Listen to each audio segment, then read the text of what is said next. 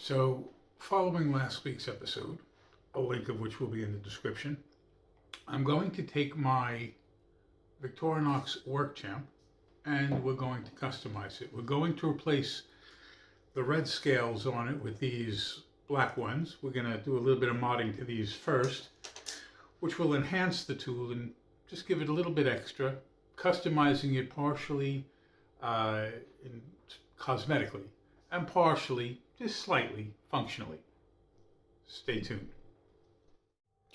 So part of what we're going to do is change the color in the same way we did with the Swiss Champ to the Work Champ. Now, on the Swiss Champ, where the logo was, we've actually replaced it with a small bearing. And these are approximately 12 millimeters wide and about 3 millimeters deep. And it is just a small bearing, which we are going to actually incorporate onto this scale as well. Again, this becomes a divot for bow drill fire making, so that's a useful thing for use in the field. More useful, in my opinion, at least in a logo. Beyond that, I'm also on this scale where we have the corkscrew. I'm actually going to incorporate a small hole which will allow a drawing pin to go in there, and, which is more, we're going to create a bit of a channel so that it'll slide in and out without bumping too much. Obviously, what we've got here are components that are used for physically attaching this on, and if it bumps into that, it's not going to go in and out too easily. So we'll be showing you how I do that modification, actually with a bit of thermoplastic. So we're going to give this treatment to a lesser extent to this particular knife to make it, to my eyes, aesthetically more appealing and also increase its functionality by a little bit. So step one is having located our central point on the logo.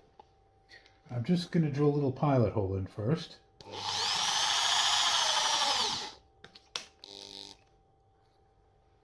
And then at that point, we are going to switch over to our large 12 millimeter drill bit, and we will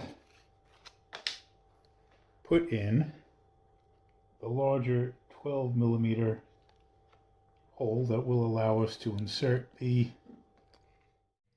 So basically, you know you have it right if your hole has avoided these points here, which are necessary for attaching it, and your hole is big enough for your bearing to fit into it very snugly.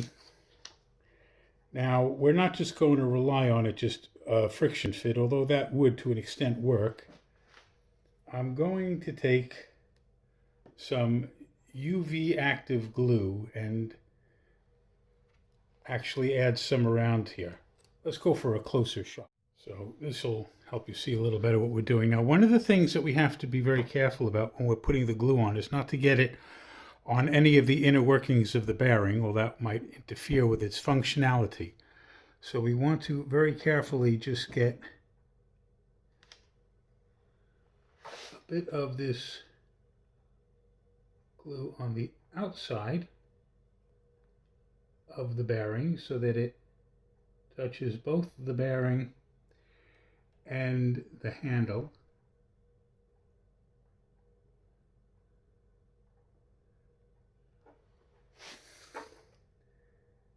And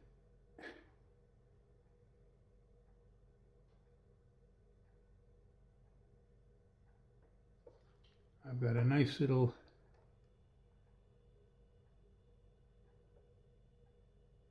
coating there. And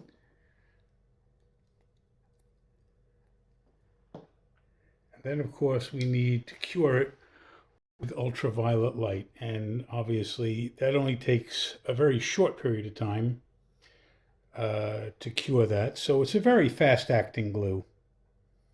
And that will permanently fix this into place. So there's little to no possibility of it falling out Let's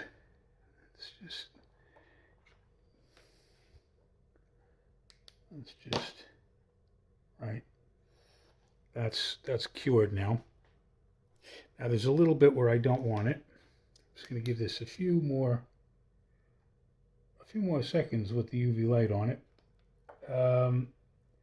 But I'm going to take, let's pull this out a bit. I'm going to take a little small blade on my Swiss Champ, and where I have a little bit of it going where I don't want it to be, I'm just going to remove that, because if you have any of that glue on these edges, that will prevent the handle from seating properly. And obviously we'd like it to seat properly, and it's almost no effort at all to remove it from where we don't want it. And by just pinching inside of here and rotating this, I can tell you now that that's rotating rather freely. I know I got a tiny bit of glue there where I don't want it, but that's off now. A tiny bit there where I don't want it, and that's off now. But basically, so this bearing, if I do this, I know the camera can't really pick it up, but I can feel it. Basically, that's freewheeling. That rotates just fine. So that inner circle can go just fine, which will make it the perfect divot for a bow drill set. And it's friction fit in there pretty good, but then I have this little bit of extra glue, in this case UV glue, which is very strong and which only takes about a minute to cure when you're ready for that to happen. And that's really quite neat. That's very tidy. So that's this one done. Next, we're going to have a look at the other side and where we're going to make it possible to insert a drawing pin. In order to remove the scales, first I'm going to take out either the toothpick, if you have that in yours, or as I have here, my little Firefly ferro rod. And I'm going to use the small blade on my Swiss Champ to go into here and work my way under the plastic and right up to, if we have a look here, you can see that's one of the attachment points. So I'm working right up to that, and we're just popping that out. Now, I'm not doing the hot water trick on this because I'm not planning on reusing the scales, but I would normally have soaked this in hot water to loosen this, because otherwise you can damage the scales when removing them. I'm never going to use these again, so I don't really mind too much. But that said, I don't seem to have particularly damaged it at all anyway. And so this scale will go here. But the reason why I've removed that scale first, as I mentioned, I'm actually going to make a drawing pin attachment. And what I wanted to do is have a look on the inside here to see, are there going to be any obstacles? So for example, you can see there's a little circle here as well as this one here. Now that one is quite functional because that's going to lock onto there. But there's a little bump here which relates to the hinge on the corkscrew, and we want to avoid that as well. So one of the first things we want to do is actually get an actual drawing pin and work out where we can put this so that it bumps into neither. And I would say this is probably going to be our best angle. So we need to do two things. One is just remove a little bit of material there so that this has access. And then what I'm also going to do is a little something with a bit of thermoplastic, which will actually make it easier to always fall into the correct alignment when I'm putting it back together again. So one of the first things I'm going to do is put a little bit of boiling water into this ramekin. And into the boiling water, I'm just going to add a pinch of these pellets. Now, those pellets, once they're hot, will go very soft and be easy to maneuver. Now, one of the things that we can see from the use of this pin is that when we are sliding our way in, we need to avoid this circle here and that circle there. And for the length of the pin, we only really have one way we can go. And the trick is we just want to create a bit of a guide. I don't even necessarily have to make the slot go all the way to the end, but I just need to guide it partially through so as to make certain that when the pin is inserted, it doesn't bump into that circle and get hung up. And as long as I have access with a fingernail to there, we're good to go. So one of the things I need to do, and again, this comes back to wanting to use the small blade, I'm going to actually very gently, without trying to do too much damage, carve in an entryway for that pin.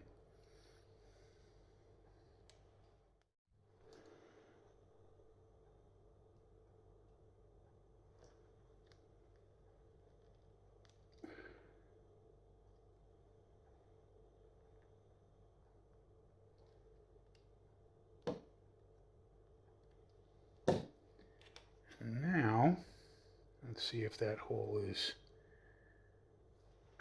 suitable.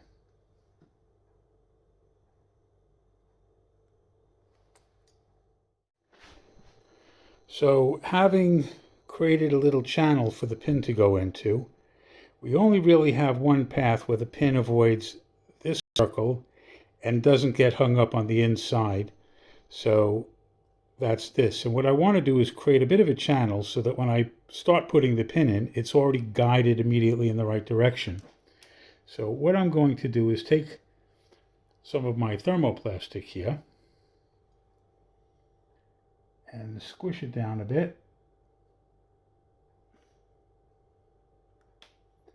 I'm going to just take the pin out and just press that in so that it goes right up to my hole for the entry point for the pin.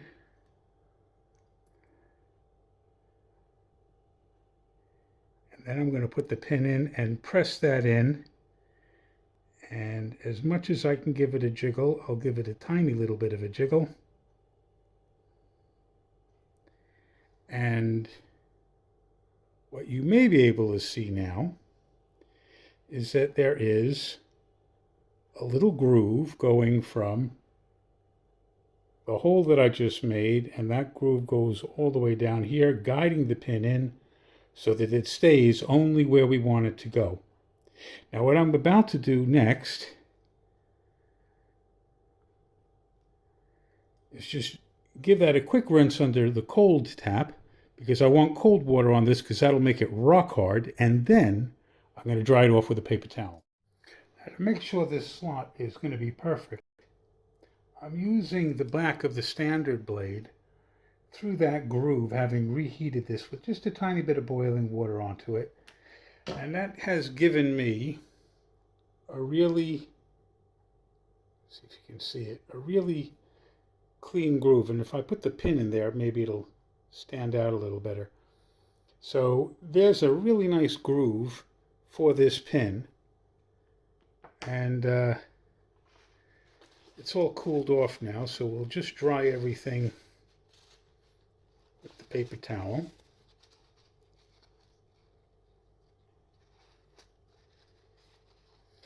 Get all the moisture out of here.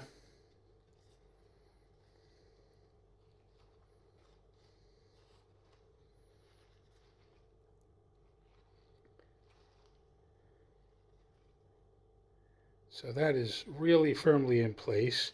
Now it does rise up a little bit there. So I'm just going to run the knife across the top here and just, because this thermoplastic is relatively soft, so what was sticking out a bit is easily trimmed. And now I have my little groove there, which will allow me to have the pin.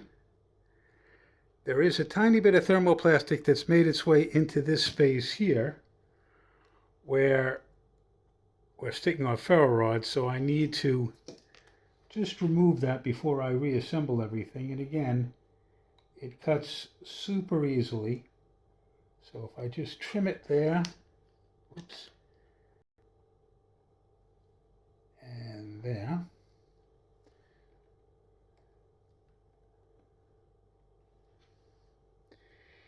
And I'm just going to switch to the small blade because that's better for detail work. And I'm just going to remove, oh, the whole thing's popped out. Well, this is fine because I can just, in fact, actually, I'm just going to use the scissors there since it's popped out and make a little snip there. And now, if I make sure this is all dry, and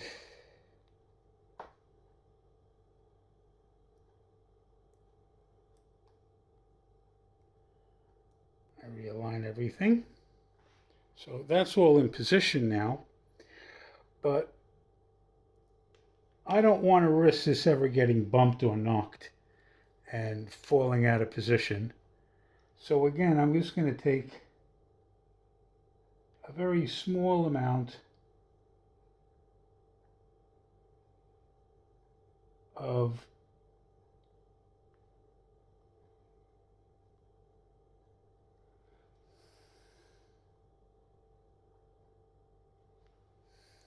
glue. And I've just spotted a tiny bit of material where I won't want it, but I'll deal with that in a second. I'm now going to use the ultraviolet light on the UV glue, and that will lock everything in place so it won't be able to move, because bumps and knocks can make things jiggle. And by having those 3 little dots of UV glue, that's just helping us keep everything in place. And right here, where we see the pivot point for the corkscrew, a tiny bit of thermoplastic's gotten where it doesn't want to be, so I'm just going to use this small blade just very, very carefully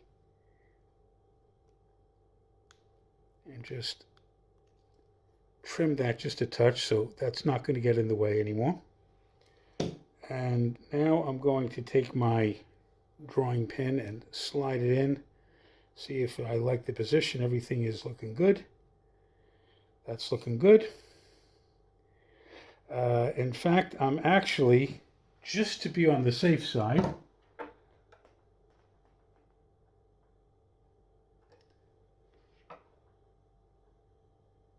it'd help if I took the lid off, wouldn't it?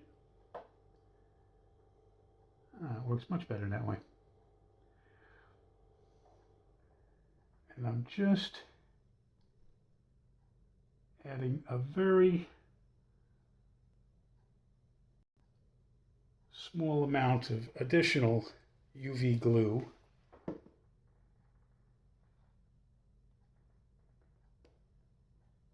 in there. And again,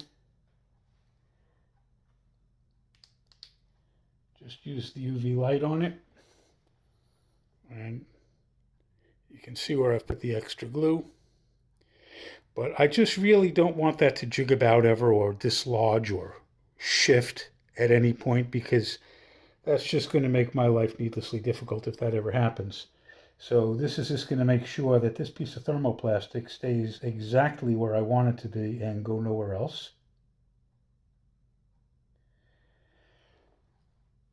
And that's all dried up now. That's good. And now all that remains to do is to attach it to the knife. So we line everything up. And then I'm just going to use this to give, this kind of clamp is excellent for this sort of job. It just gives the extra pressure you need to get the right squeeze to lock everything together.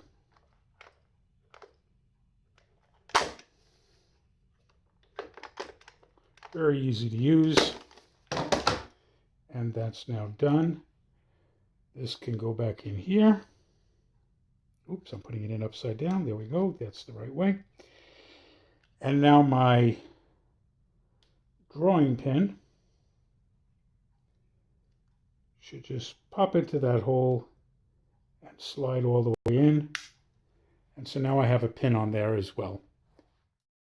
That should make it easier for you to see what's going on. So I'm going to get the small blade, and be very careful when you're doing this, because if you're putting pressure and this thing slips, you can stab yourself in the hand. So you want to be remarkably careful when you're doing this, lest you do something silly. And again, you just pop those and off that comes.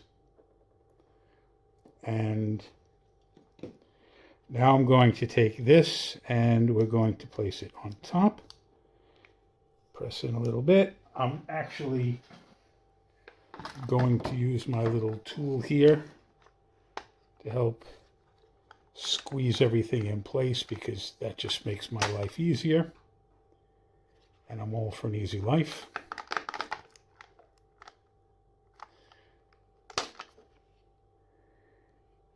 And once a little one right, a little squeeze right there. That's it. And so now I have the black scales, which I like cosmetically. I have got a divot for fire lighting, and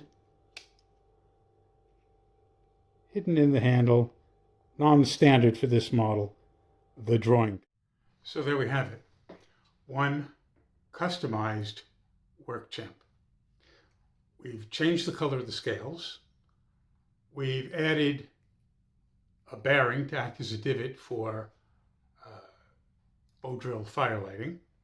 And also, we've added a little slot right here in the corner, allowing me to have a drawing pin, which can be quite useful. And so,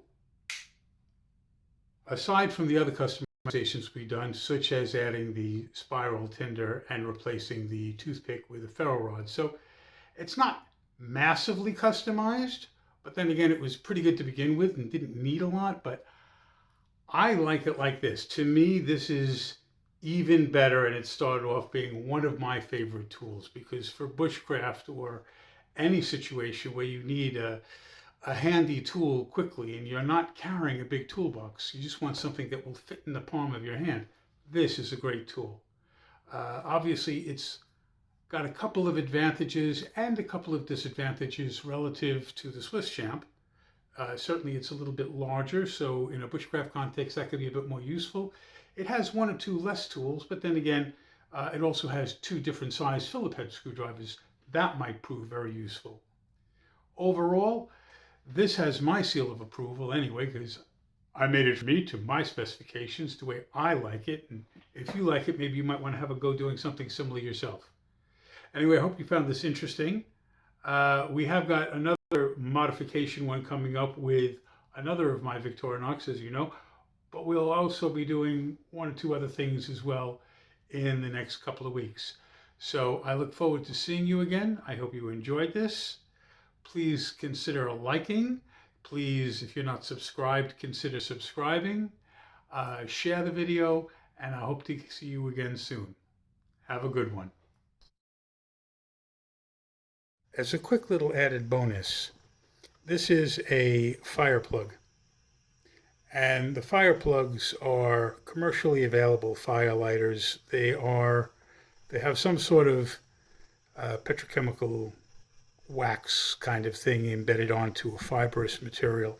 They burn really, really well, and they're very useful in camping for fire lighting, not least because they're very, very small. And one of the things that I like to do is take one of these and just cut off 1 or 2 millimeters off the end of one of these, and then take this, fold it into itself a little bit, and just basically jam it into this little hole that we have in the center of our bearing that is our divot. Now, there are 2 reasons for doing this. First of all, that seals that up and will prevent any dirt from getting inside.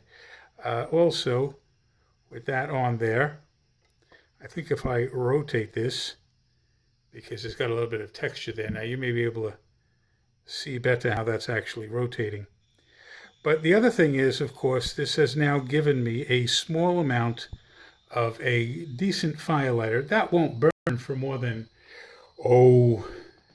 half a minute or so, that small quantity there. But if you set up your fire correctly and you catch your ember and get even the least bit of flame that can catch on to, having a bit of extra firelighter material is always going to be a good thing to have on your knife. And again, it just keeps that port clean when you're not otherwise using it.